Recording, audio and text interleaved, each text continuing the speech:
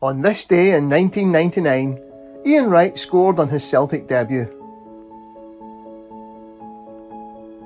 Ian Wright had enjoyed an outstanding career as one of the top strikers in England in the late 80s, early 90s, first making his name at Crystal Palace before starring for Arsenal from 1991 to 98, where he won every domestic honour, including the Premier League in 1997-98. He was Arsenal's all-time record scorer with 185 goals in 288 games on his departure, a record since overtaken by Thierry Henry. He scored 9 goals in 33 appearances for England from 1991 to 98 and is a member of both the English Football Hall of Fame and the Premier League Hall of Fame. Unfortunately for Celtic, the Ian Wright who would celebrate his 36th birthday 4 days later was long past his best by the time he joined his friend John Barnes in Glasgow. He had signed for West Ham in 1998, but had been sent on loan to Nottingham Forest in Division 1 before signing for Celtic on the 26th of October 1999. Ian Wright couldn't have come to Celtic at a worse time for either the club or himself. Not registered in time to play against Motherwell on the 27th of October, he had to look on as Celtic blew the chance to go top of the league with a 1-0 home defeat. But more importantly, his signing had been occasioned as emergency cover for the loss of Henrik Larsson, who suffered a horrendous leg break against Lyon on the 21st of October.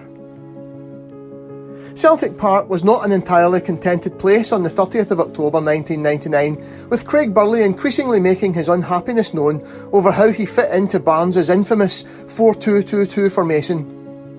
Celtic lined up Gould, McNamara, Risseth, Stubbs, Tebele, Lambert, Burley, Moravcik, Blinker, Wright, Viduka.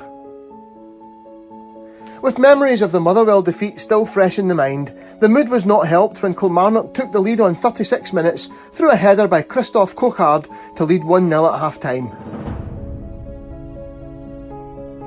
Ian Wright was overshadowed in the second half by strike partner Mark Viduka, who equalised on 51 minutes. A couple of minutes later, Killy's Martin Baker was sent off for a petulant off-the-ball kick on Lubo Moravcik, and Viduka completed a quick-fire hat-trick with strikes on 54 and 56 minutes. Ian Wright's big moment arrived on 77 minutes, a spectacular diving header to convert substitute Mark Burchell's cross from the left. Craig Burley scored the 5th and final goal 6 minutes from time and almost cracked a smile afterwards. That was really as good as it got for Ian Wright at Celtic. By the following weekend, they had gone out of Europe to Lyon and lost at Ibrox, and even by that stage, John Barnes was coming under severe pressure. There were still some good results before the winter break, including a 6-0 win at Pittodrie on the 11th of December, where Wright scored the final goal.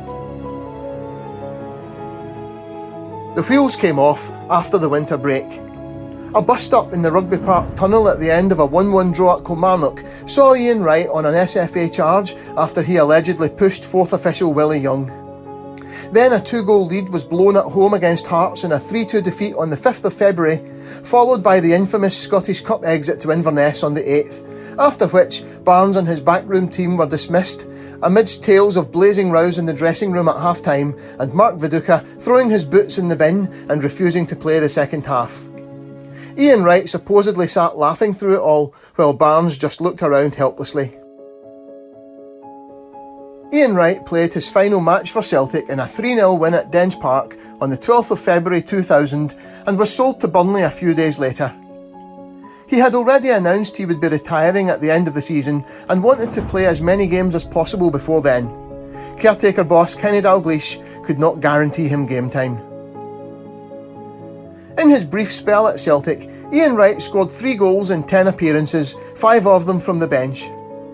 It's a shame he didn't come to Celtic 2 or 3 years earlier, and unfortunately his time at the club will always be indelibly linked to the Dream Team debacle.